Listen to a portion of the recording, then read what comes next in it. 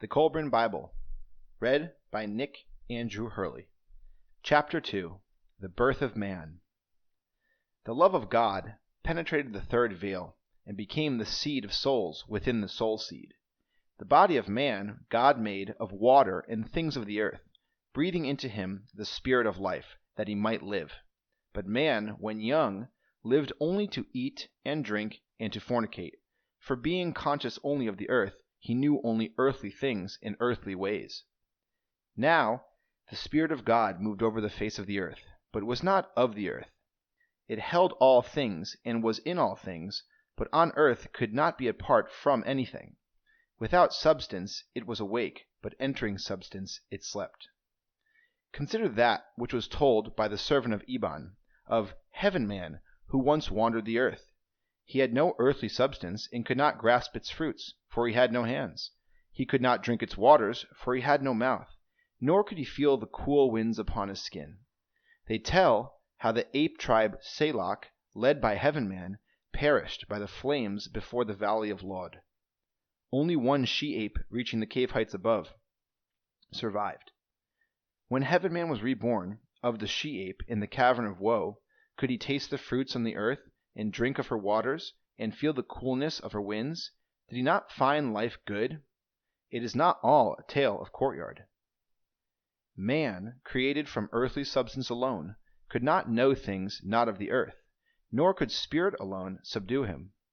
Had man not been created, who would have known God's wisdom and power? As the spirit fills the body of man, so does God fill his creation. Therefore it was that God saw something that had to be, which joined the earth and spirit, and it was both. In his wisdom, and by the creative impulse which governs the earth, he prepared a body for man, for the body of man is wholly of the earth. Behold, the great day came, when the spirit, which is God, was joined with the beast, which is earth. Then earth writhed in the labor of travail.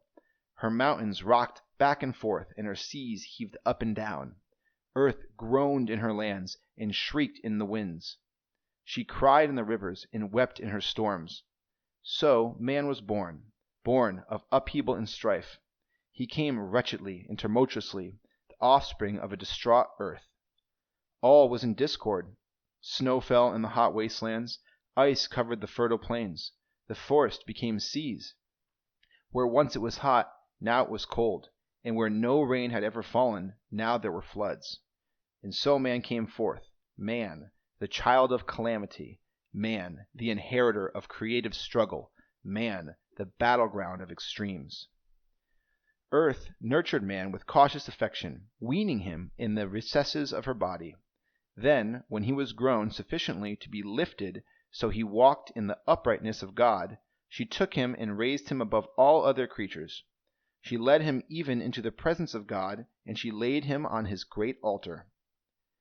A man imperfect, of earthly limitations, a thing unfinished, ungainly, and unlearned, but proudly was he presented to earth's creator. Not her firstborn was man, the son of earth, the grandchild of God, man, the heir of tribulation and the pupil of affliction. God saw man, the offspring of earth to her Lord, unconscious on the high altar, a sacrifice to him and a dedication to the spirit of fate.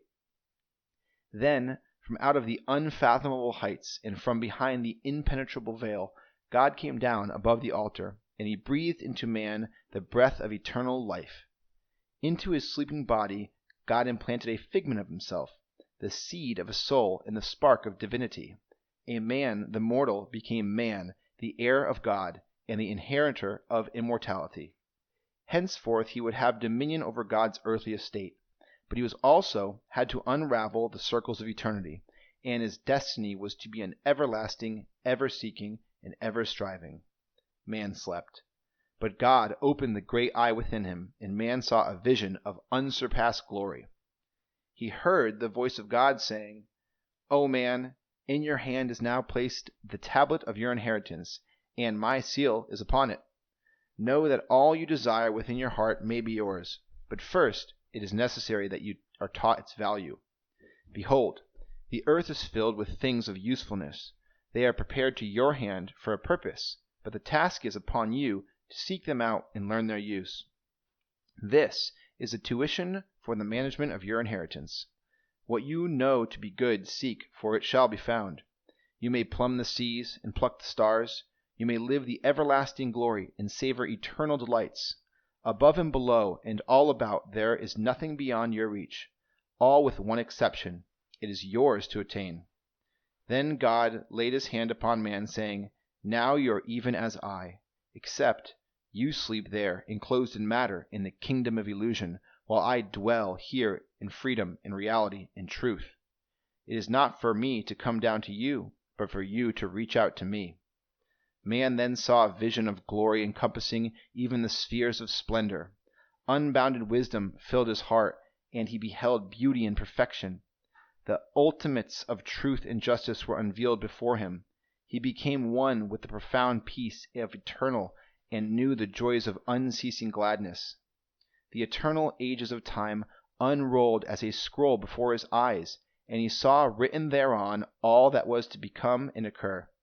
The great vaults of heaven were opened up unto him, and he saw the everlasting fires of unconsumable powers that strove therein.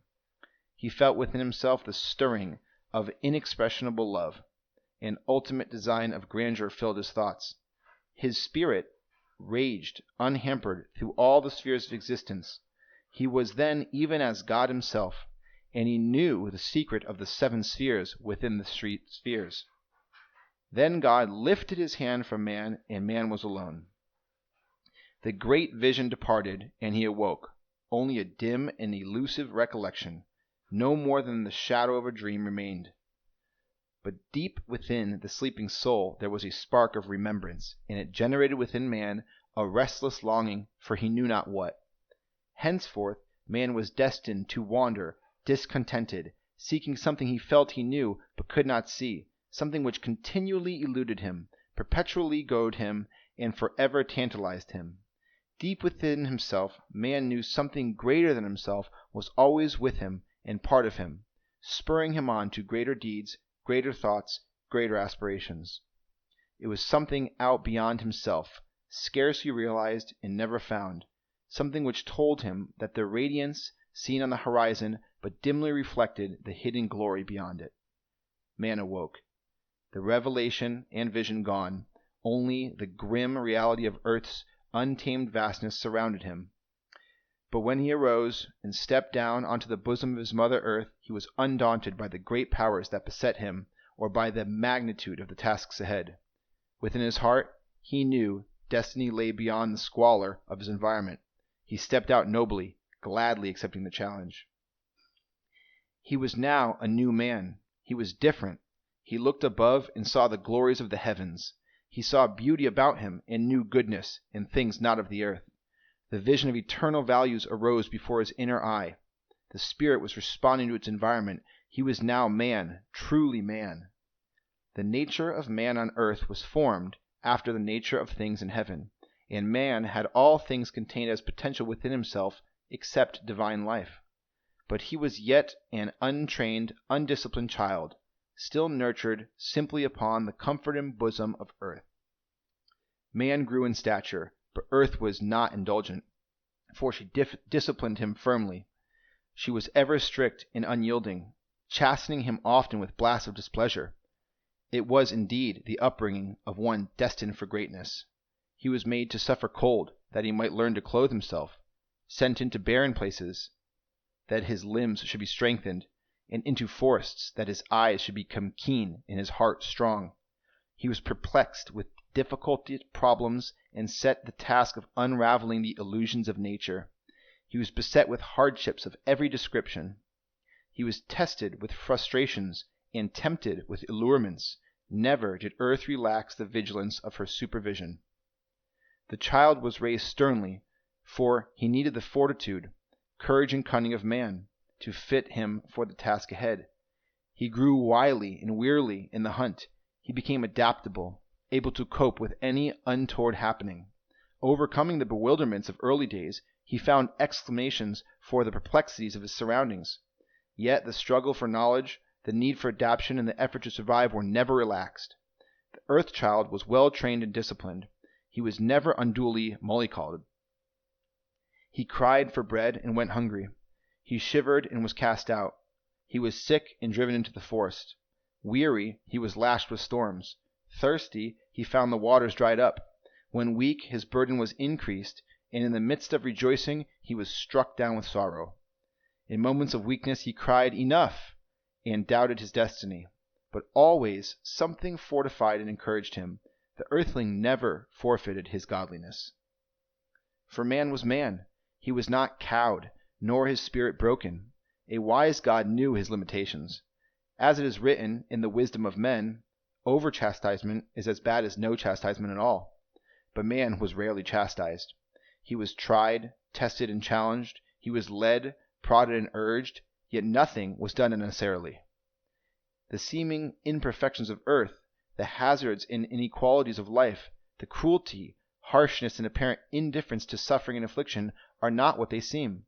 As it is, earth is perfect for its purpose. It is ignorance of that purpose which makes it appear imperfect.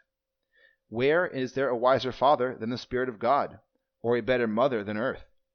What man is now he owes to these. May he learn to be duly grateful. Above all, let him never forget the lessons learned in his upbringing. End of chapter 2, The Birth of Man.